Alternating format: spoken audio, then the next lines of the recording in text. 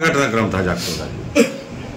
देखिए, भारतीय जनता पार्टी का जो चुनाव का प्रचार है वो दिन पर दिन तेजी पकड़ता जा रहा है। देश के अंदर नरेंद्र मोदी जी प्रधानमंत्री बने, ये 4 चरणों का जो चुनाव हुआ है और इन चारों चरणों की जो रिपोर्टिंग आ रही है उसके आधार पे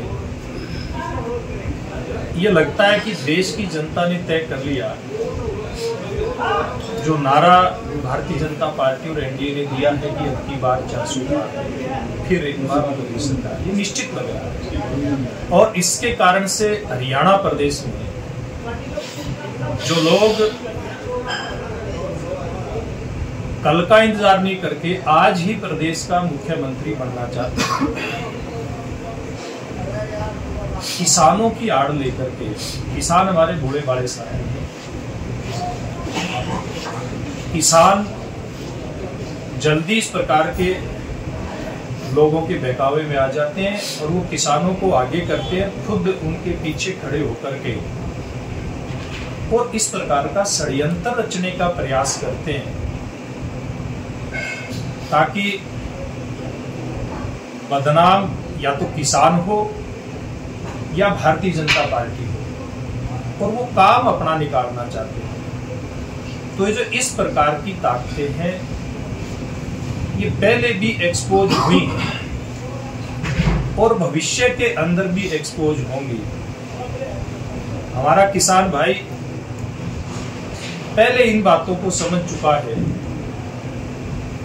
लेकिन कहीं कहीं अभी भी कुछ साथियों के वो समझने नहीं देना चाहते। इस प्रकार का वातावरण कांग्रेस पार्टी के कुछ लोग पैदा कर देते हैं और वो अपना उल्लू सीधा करने का प्रयास कर रहे हैं। लेकिन ऐसे कांग्रेस पार्टी के मित्रों को मैं बताना चाहूंगा कि आप कितनी भी ताकत लगाएं, किसान मजदूर पहले भी भारतीय जनता पार्टी के साथ था, हरियाणा की जनता पहले भी भारतीय जनता पार्टी के साथ थी, पहले भी किसान और मजदूर ने नरेंद्र मोदी जी को हरियाणा प्रदेश की 10 सीटें दे करके देश का प्रधानमंत्री बनाया। पहले भी इसी किसान और मजदूर ने हमारे पड़ोस के राज्यों के अंदर, चाहे वो राजस्थान का चुनाव था, चाहे मध्य प्रदेश का चुनाव था, चाहे छत्तीसगढ़ का चुनाव था, चाहे उत्तराखंड का चुनाव था, इन सीटों में भारतीय जनता पार्टी और नरेंद्र मोदी जी को आशीर्वाद देकर के भारतीय जनता पार्टी की सरकारें बनाई। अब ये देश की जनता तय कर चुकी है। अब कोई किसानों की आड़ लेकर के कितने ही बड़े षड्यंत्र रचे, कोई भी उनका षड्यंत्र कामयाब होने वाला नहीं है। सिरसा लोकसभा सीट समेत 10 की 10 सीटें हरियाणा की जनता, हरियाणा का मजदूर, हरियाणा का किसान, हरियाणा का युवा, हरियाणा का व्यापारी, हरियाणा की आधी आबादी महिला, ये सब मिलकर के और वो नरेंद्र मोदी जी को 10 की 10 सीटों पे आशीर्वाद देना चाहते हैं। और मैं समझता हूँ इसमें कहीं कोई संशय और नजर नहीं। तो क्या कोई कार्रवाई की जाएगी? जो रात में घटनाक्रम हुआ उनमें कोई कार्रवाई की जाएगी? देखिए, मुझे लगता है इसमें प्रशासन को संज्ञान लेना चाहिए। अब इस समय में आकर के जब चुनाव शुरू होता है, आचार संहिता लग करके और नोटिफिकेशन जब हो जाता है, तब फिर चुनाव आयोग सारी चीज़ों का संज्ञान लेता है और उनको संज्ञान लेकर के, क्योंकि तो पुलिस प्रशासन भी मौके पर मौजूद था, जिन लोगों की भी गलतियां हुई, और एक कार्यक्रम तो ऐसा हुआ कि जिसमें हनुमान चालीसा का पाठ वहां पर चला। देखिए, कहीं कोई भी धार्मिक कार्यक्रम होता है, वहाँ पर ये प्रशासन को ये विचार करना चाहिए कि क्या कोई आकर के धार्मिक कार्यक्रम को भी कोई डिस्टर्ब कर सकता है।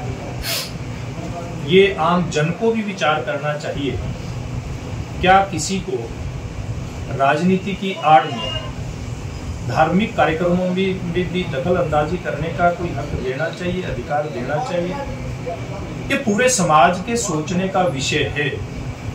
और ये जो विषय है, जो रात को जाखल मंडी की घटना जो हुई है, जो सबसे आखिर की जो घटना हुई है, वो घटना बड़ी निंदनीय है। जितनी उसकी निंदा की जाए उतनी कम है। धार्मिक कार्यक्रम तो समाज के सभी वर्ग करते हैं और वह बहुत शांतिपूर्ण तरीके से जाखल मंडी के नागरिक, सम्मानित नागरिक हनुमान चालीसा का पाठ कर रहे थे। अशोक तंवर जी जो पूर्व सांसद हैं, भारतीय जनता पार्टी के उम्मीदवार, वो और मैं, हम दोनों वहां पर गए। कार्यक्रम में दीप प्रज्वलित किया। कार्यक्रम में थोड़ी देर हमने हाजिरी लगाई और अपना संदेश देकर के जब निकल रहे थे तब इस प्रकार की जो घटनाएं होती हैं, मैं समझता हूं कि वो किसी भी रूप में समाज को वो स्वीकार्य नहीं हो सकती। समाज इस प्रकार की घटनाओं का स्वतः संज्ञान पहले भी लेता आया है और समाज को और सामाजिक संगठनों को इस प्रकार की घटनाओं का संज्ञान लेना भी चाहिए। हमारा प्रदेश हर प्रकार से जागरूक प्रदेश है। समाज की हरियाणा प्रदेश में बड़ी ताकत है। सामाजिक संगठन छोटे छोटे इकट्ठे होकर के बड़े फैसले लेते आए हैं। तो ऐसे सभी सामाजिक संगठनों को इस बात पर ध्यान देना चाहिए कि क्या कोई किसी भी रूप में आकर के हनुमान चालीसा के पाठ को डिस्टर्ब कर सकता है।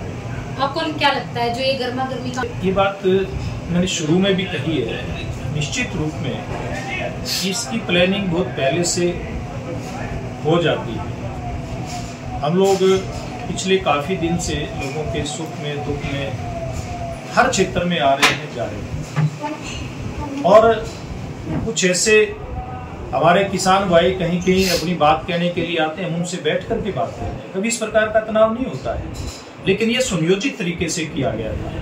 पीछे भी मैं जाखल में गया था, किसानों की कुछ समस्याएं थी। एक दो किसान थोड़ा सा अपना तेज आवाज में बात करे, लेकिन जब मैंने बात की उनकी बात समझ में आई। उन्होंने मेरे को अपनी समस्या समझाई, मैंने उनको अपनी समस्या समाधान बताया कि सरकार ये आपके लिए किया है, ये करने वाली है। तो अपना वो किसान भाई सब अपनी बात समझ करके और ठीक है, सब अपने अपने स्थान पे चले गए। लेकिन ये जो घटनाक्रम है, निश्चित रूप से ये इसके पीछे किसानों की आड़ में षड्यंत्र रचा गया है।